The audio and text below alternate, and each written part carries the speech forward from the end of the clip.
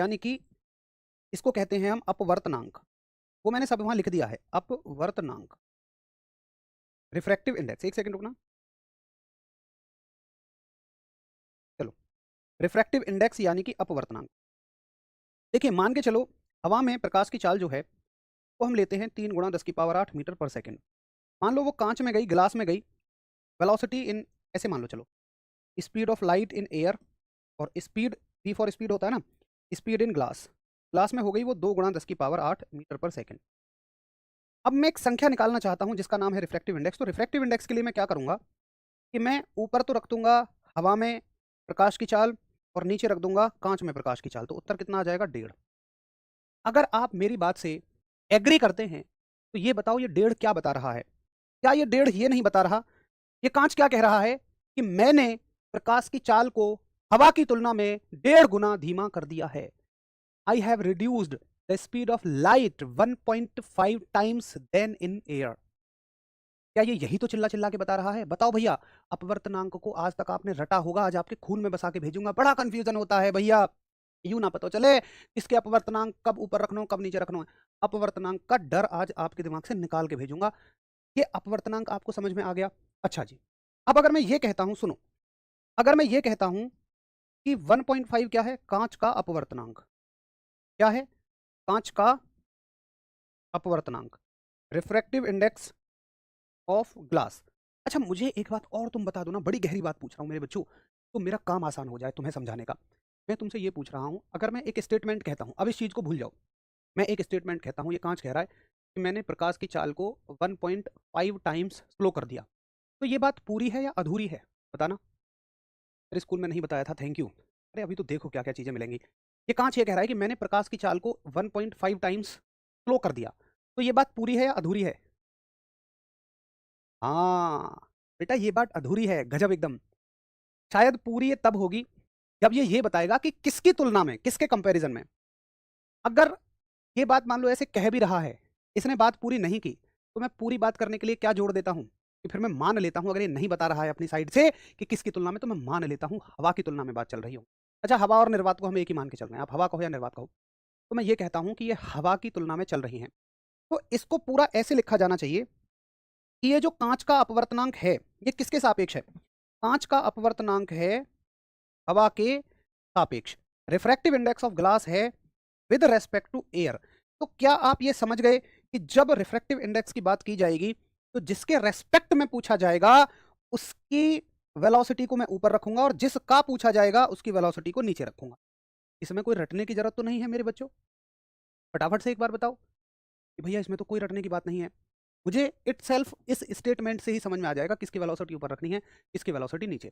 अब सुनो, मैं एक चीज आपसे पूछता हूं, मुझे बताओ हवा का अपवर्तनांक, जैसे अभी हमने इसका अपवर्तनांक निकाला, तो हवा का अपवर्तनांक कितना होगा? फटाफट से बताओ। हवा का अपवर्तनांक मैंने तमाम चीजें लिख दी हैं।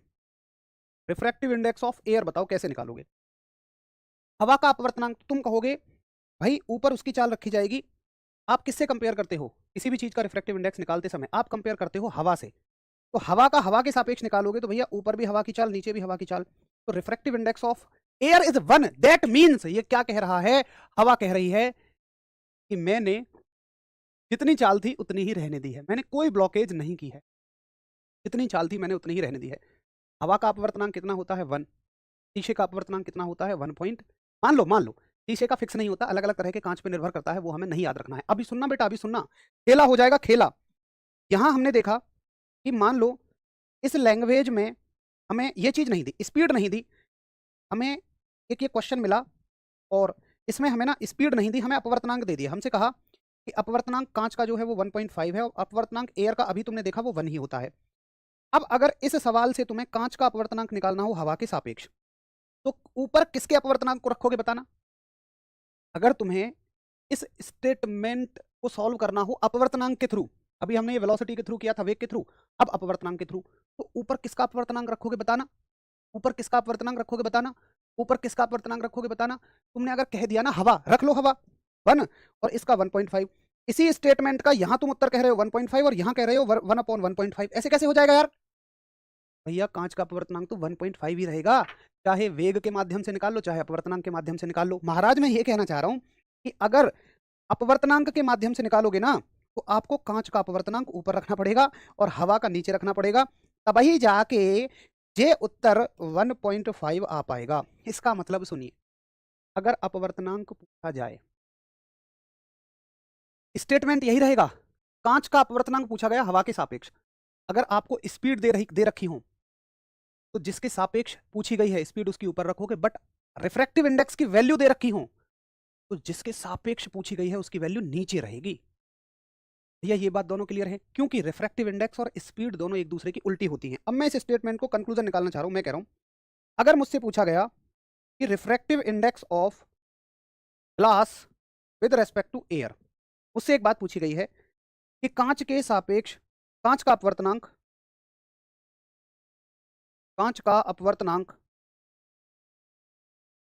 हवा के सापेक्ष, तो मैं क्या कहूंगा, देखो अगर मुझे वेलोसिटी मिलेगी तो हवा के सापेक्ष जो पूछा गया है हवा की वेलोसिटी को ऊपर रखूंगा, कांच के नीचे, लेकिन रिफ्रैक्टिव इंडेक्स के मामले में मैं रिफ्रैक्टिव इंडेक्स ऑफ ग्लास रखूंगा और रिफ्रैक्टिव इंडेक्स ऑफ एयर रखूंगा। अब बोलो बच्चे क्लियर है? बोलो मेरे बच्चे अब क्लियर है? क्योंकि वेलोसिटी और रिफ्रैक्टिव इंडेक्स एक दूसरे के अपोजिट होते हैं, जिसका रिफ्रैक्टिव इंडेक्स जितना ज्यादा उसकी वेलोसिटी उतनी कम। एक मैंने कमेंट पढ़ा 95% को क्लियर है, एक ने पढ़ा कह दिया जी भैया आप तो कंफ्यूज कर देते। अबे तुम कंफ्यूज पहले से हो, तुम्हें कंफ्यूजन से बाहर निकाल रहा हूं महाराज। आप जब भी कुछ अंदर का सीखना पड़ता है, गहरा सीखना पड़ता है दिमाग को, तो दिमाग पे जोर पड़ता है और एक क्षण ये भावना आती है, अरे छोड़ यार नहीं समझ आ रहा, फिर उस बात को आप मास्टर पे डाल देते हो। अरे भैया तुम तो कंफ्यूज कर रहे हो। भाई महाराज आप कंफ्यूज पहले से हो और एग्जामिनर मजे ले लेगा आपका इन बातों में। मैं तो तुम्हें बचा रहा हूं कंफ्यूजन से। मैं तो इसलिए समझा समझा के कह रहा हूं। मैं डायरेक्टली इस बात को लिखता कोई नहीं मानता, कोई डाइजेस्ट नहीं करता बात को, बट यहाँ आपको समझना, मैं समझा समझा के करा रहा हूँ, तुम उल्टा मेरे ऊपर डाल दे रहे हो। छोड़ो, मेरे ऊपर डालने से जीवन सफल नहीं होगा। जीवन सफल होगा दिमाग पे जोर डालोगे, बात को मेरे ऊपर मत डालो। ठीक है, चलो आगे आ जाओ।